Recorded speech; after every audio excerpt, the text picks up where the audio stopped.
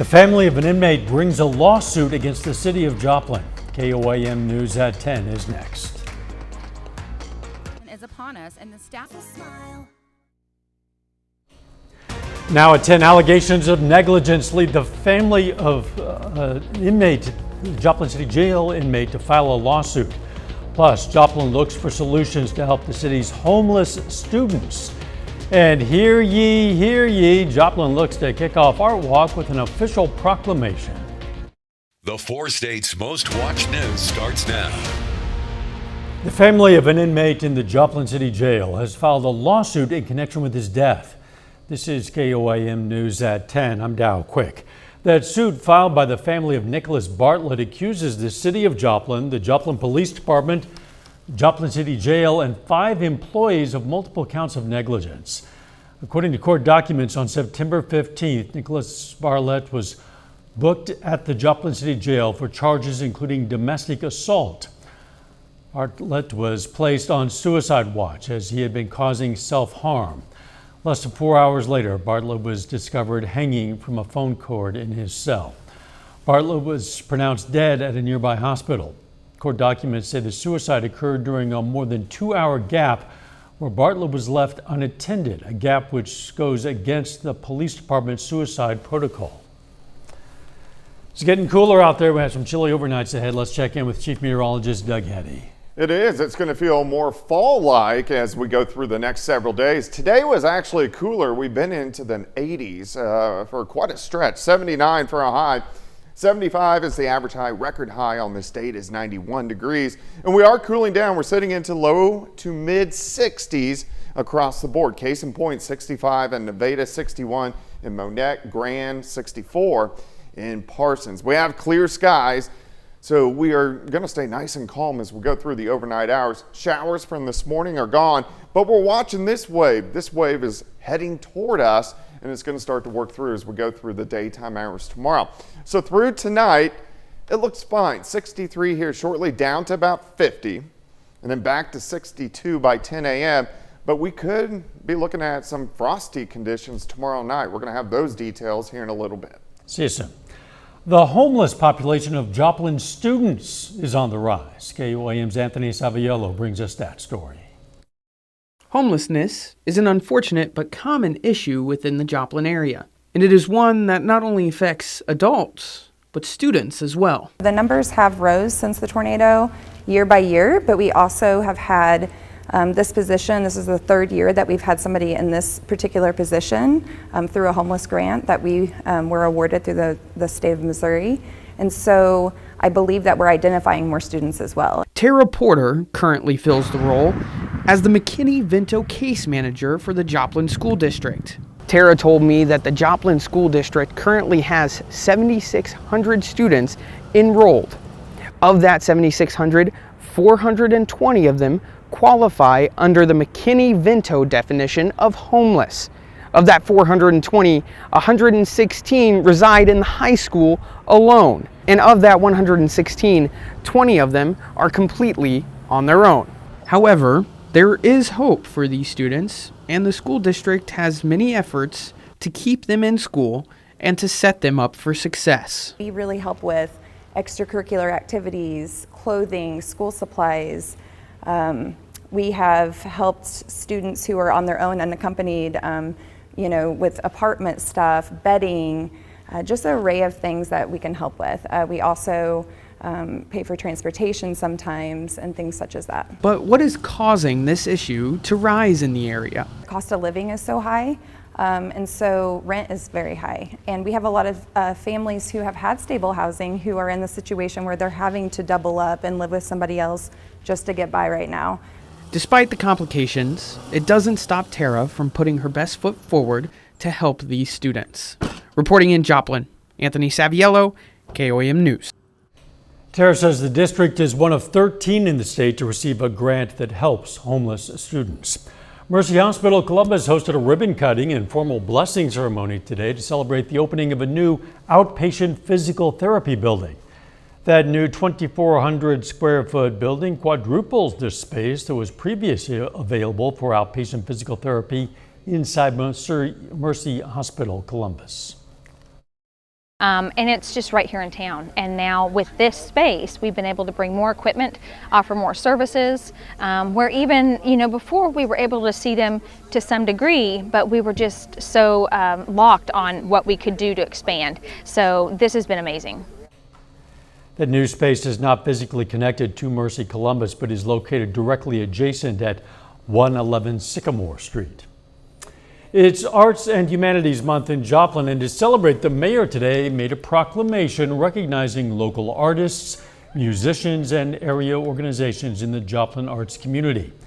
Today is also the last art walk of the year. Officials say it's important to recognize the life and culture artists bring to the community.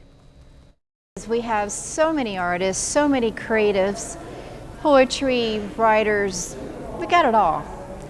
And we just felt like they needed to be recognized as well. We have got a lot of arts organizations, nonprofits and for-profits, and that we needed to be part of that action and talk about it and remind everybody how important it is to have that in their lives. I don't think they'll debate that. This is the 16th year of the Joplin Art Walk. Joplin's getting ready for the 7th edition of North Heights Porch Fest. On Saturday from noon until 7 p.m., almost 50 bands will be playing on more than 30 front porches around that historic neighborhood. Country, blues, rock, pop, and classical are just some of the genres neighbors and visitors will be able to enjoy. For organizers and volunteers, this is the chance to shine a spotlight not only on local bands, but also on the neighborhood itself. If you look at real estate listings around in the area, a lot of people specifically mention Porch Fest as something that's amazing about this neighborhood. It has really drawn people in. We've had people move here just because of Porch Fest. It's amazing. More pride in their house, and you could see the houses being fixed back up, and we're getting a lot of younger families in, and they're buying the houses and then fixing them up. So it's been a positive force.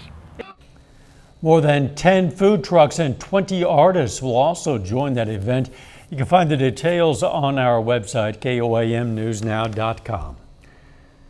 Coming up, Win or Go Home is the name of the game as the Miami War Dogs look to punch their ticket to a state tournament. John's going to have details for us in sports. But first, the Biden administration plans to build new border barriers, despite what candidate Joe Biden said during the campaign. It's a great day at KOAM. With the speakership up for grabs, House Republicans are expected to hold a candidate forum next Tuesday. Members are hoping for a vote on who will fill the vacancy by the middle of next week. Until the next speaker is elected, the House is paralyzed by politics, unable to conduct business with a looming November funding bill deadline that could shut down the government. Late California Senator Dianne Feinstein is remembered in a service today. The service was at the San Francisco City Hall, the city she led for a decade as its first female mayor. Vice President Kamala Harris, Senate Majority Leader Chuck Schumer, and former House Speaker Nancy Pelosi are among the dignitaries attending that private memorial. Feinstein died last week at the age of 90.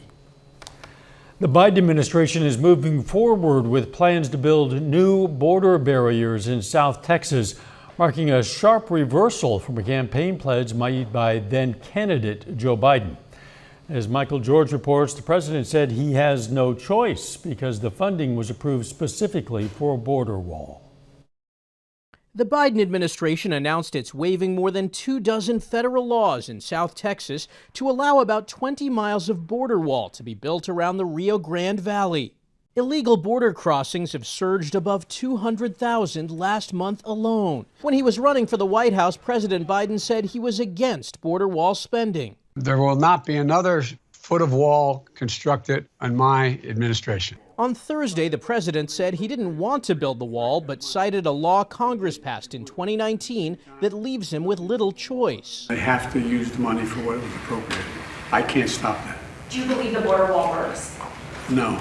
We requested that Congress rescind the direction. It did not do so. we of course must follow the law. Homeland Security Secretary Alejandro Mayorkas issued a notice in the Federal Register saying, quote, there is presently an acute and immediate need to construct physical barriers in order to prevent unlawful entries into the United States. Later, as he traveled in Mexico, Mayorkas said the language in the notice is being taken out of context and does not signify a change in policy.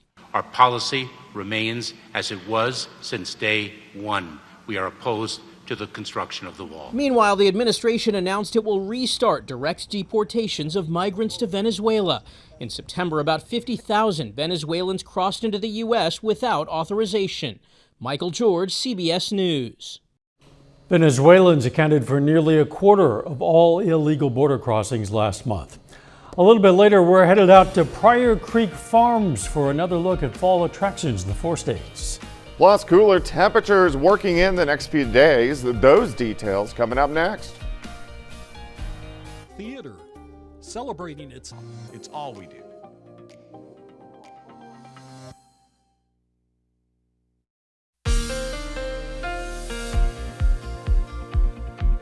Well, it definitely turned out to be a nice Thursday for us today. Temperatures are fantastic, upper 70s. We got sunshine by late in the morning, and then pretty much clear skies for us right now. Here's a nice shot for you of Indigo Sky Casino and Resort, just southwest of Seneca, Missouri. And it looks like we're going to have clear skies throughout the overnight hours. Temperatures dropping, 65 in Nevada, Carthage, 62, 63 in Anderson, 66 in Welch. Neodesha is sitting at 64, and most of us will drop back near 50 later on tonight. Let's go outside. 7th and Rangeline, 63, northerly winds.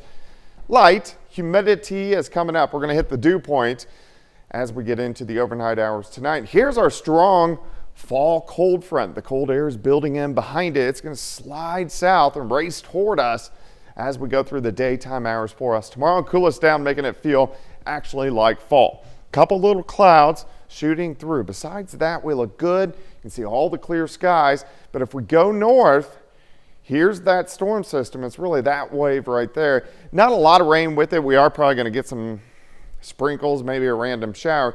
But behind this system, it's going to draw in that cooler Canadian air as we go into the weekend. You can see the system slides into the Great Lakes tomorrow. And because the winds are out of the northwest, it draws that air in. Then this system just kind of takes its time, sits across the east coast all weekend. So we continue to sit on the backside and see that cooler air mass. And then we'll slowly start to warm back up as we go into next week. Let me walk you through your weekend. Well, Friday and weekend. As we get into Friday morning, most of us right around 50 degrees. Now watch the clouds. They increase through the morning. The winds pick up. We warm into the upper 60s. May get a few showers through here as we head into the early afternoon, or at least a few sprinkles. And then we drop into the 50s by evening and start to clear out. Also, the winds are going to be a little bit strong. Then tomorrow night, look at this. 36 Nevada, 35 Iola, 35 in Parsons, 37 in Miami, Neosho. So we're going to be pushing at least getting a patchy frost. So that's something we really want to watch tomorrow to see if these temperatures are a degree or two cooler. And then by Saturday, it looks great. Sunny skies. Look at our highs into the lower 60s during the afternoon.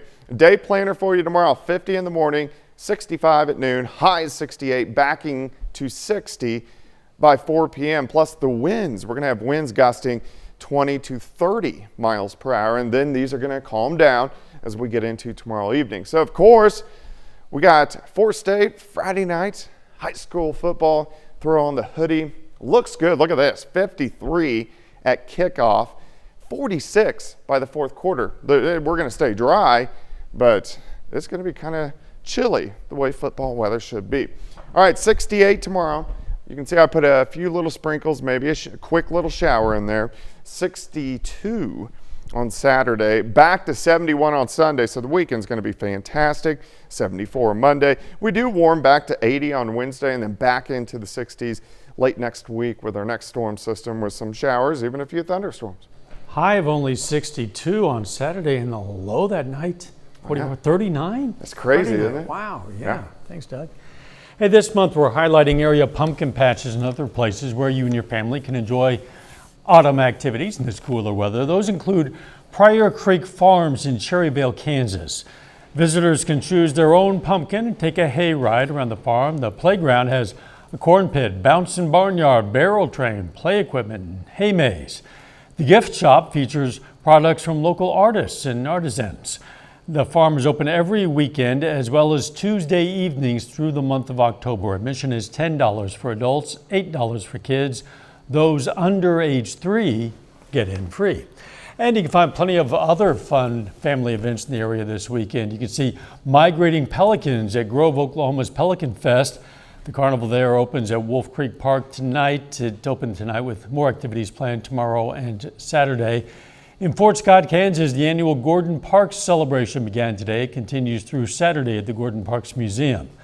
The Baxter Springs, Kansas Civil War encampment will be held on the grounds of the Baxter Springs Heritage Center and Museum and the historic Fort Blair site. That'll be on Saturday and Sunday.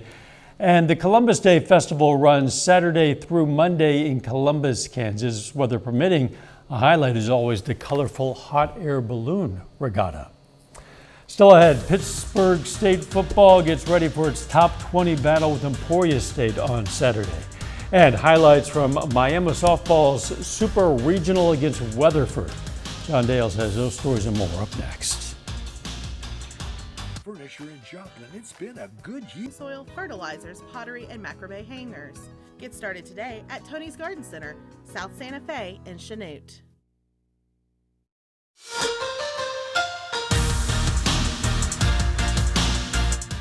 Third-ranked Pitt State football hosts number 20 Emporia State on Saturday. One of the biggest reasons why the Gorillas are currently undefeated is the play of the defensive backfield, who has 10 interceptions through just 5 games. Now, Mike Lacey gives a ton of credit to safeties head coach Jordan Hendy. Our coach came in, Coach Hendy. He's obviously played the position. He knows the defense and knows the system. It's been a really good help for us. He's given us the opportunity to go out there, learn new technique, learn new ways to defend in man technique and zone, and just be able to read plays a little easier and just continue to trust our keys. And that's having a really good job for us to just go out there and play fun, play free, and just enjoy the moments we give each other. Now, that secondary will have one of its toughest challenges yet on Saturday against Emporia State, because the Hornets have only thrown 1 interception through their 5 games. The Gorillas are the only unbeaten team remaining in the MIAA. A win keeps PSU in sole possession of first place in the conference. Miami High School softball won its district and regional championship, setting up the Lady War Dogs with a chance to head to state. In order to get there, they need to win a best-of-3 super regional against Weatherford. That game being played today, games 1 and 2 in the best-of-3, where Miami hosting Weatherford. Miami is the away team in game 1, so top of the first. 2 pitches in, Mizzou commit Sydney Forrester hits this one under the shortstop's glove. It rolls to the fence. Hayden Pilkington scores. 1-0 Lady War Dogs. The bottom of the third, Weatherford responds, though. Solo home run to left off the bat of Harley Chisholm. That ties this one up at 1 apiece. Into the 5th, bases loaded. Caitlin Bryant grounds out here for Weatherford, but another run comes home. That makes it 2-1 Lady Eagles. Next batter, Danae Green gets a big strikeout looking, keeps it at just 2-1. We go ahead to the 7th. Same score, 2-1. Miami down last chance. And Marley Teasley gets the swing and the miss. That's the ball game. Weatherford takes game 1, low scoring battle, 2-1. So to game 2, Miami facing elimination. The War Dogs need to win to play on tomorrow in game 3. Top of the first inning, Caitlin Bryant at the plate. She drives a pitch back up the middle and into center field. Weatherford goes up 1-0. Later in the inning, Josh Schultz hits this one into right center. Another run comes in. It's 2-0 Lady Eagles. Miami settles down after that. Faith Lemons in the circle. She gets hitters, a couple of them, looking on strikeouts there in the 3rd. Ahead to the 5th. She handles another strikeout, then a comebacker right to her. Makes the play. Ends the inning. Miami down 4-1, entering the 7th last chance. Marley Teasley just too good, though. Gets the first out with a strikeout. Then later in the inning, Miami down to its final strike Teasley shuts the door. Big strikeout sends Weatherford on to state. Miami gets swept by Weatherford. They lose game 2, 4-1. Weatherford's a tough team. We knew they were going to be a tough team. They got a couple really good players, and honestly, their pitcher came out and decided she was going to win. She did. I'm proud to be their coach every day. It's an absolute honor. These girls come out and they sell out. They give everything they have every day, and you know it's one of those things that's the game doesn't hand you anything because you work hard or do the right things. You know, it's a matter of how it's going to be with that particular day. Over to Kansas high school football. Riverton and Cherryvale kick off week 6. Rams win big, 52-0 final score. They led 46-0 at half. Riverton, which only won one game a year ago, big turnaround. They're now 3-3. Next up is a home game against Neodesha next Friday. Quickly back to softball, though. You heard Lauren Strack, the head coach for Miami, say it. Sometimes in the playoffs, it just comes down to the other team had a really good pitcher. That's what it looked like today. One pitcher can make all the difference. Yeah. We'll be right back. The massive Lost Lease Furniture and Mattress sell-off at Slumberland Furniture in Joplin. But before we vacate the premises of war during the Death March of Bataan, we are proud to salute George Hawkins Jr., a 4-state hero. You know, you can see breaking news, weather, and sports anytime through the KOAM News app. You can get more detailed information than you get just on air. You also get updates sent straight to your phone. It's free of charge. It's in the Apple App Store, the Google Play Store. All you have to do is search for KOAM News app. From candy corn to Kit Kats, the most coveted treats might be tricks depending on the state. CandyStore.com released data based on its bulk candy sales to determine the favorite Halloween sweets in each state of the country. Reese's Cups took the #1 spot all across the nation. M&M's and Hot Tamales are in spots 2 and 3. Now, in our area, Arkansas claimed Butterfinger as its favorite. It's M&M's for the Sunflower State. The Show Me State says, show me the Almond Joy, believe it or not. Yeah, they got an O from John. And Oklahoma's favorite, Skittles. So which, if any of those, or what other one would you say? I think Reese's is the go-to. I like candy corn too. Almond Joys are all right. You like candy corn? Yeah, I do like candy corn. Wax. And you couldn't pay me to eat an Almond Joy. Really? Oh, you could pay me to eat one for sure. Jeez. Doesn't beat Snickers though. Final sports note. I'll do weather. All right. You do weather. Okay. Upper 60s tomorrow. In 9 seconds. 39 tomorrow night. 7, 6, 5. Morning show starts at 5 a.m. Let's make it a great tomorrow.